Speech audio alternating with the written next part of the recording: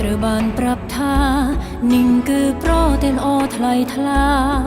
សាងដោយដូនតារឹងមាំនឹងហានខ្លាខ្ញុំត្រូវបានប្រាប់ថានិងគឺទឹកនៃដ៏អស្ចារ្យវប្បធម៌មហាពេញដោយអត់កំបាអ្វីៗទីនេះមិនបាត់បង់ព្រៃភ្នំដ៏ធំក្រាស់ក្រៃទន្លេមិនរីករាយបន្តចិញ្ចឹមជីវិតរស់រានគ្រប់យ៉ាងដែលបពាក់បុរសដូនតាបន្សល់យើងនៅតែមាននេះគឺជាវត្តមានដួងព្រ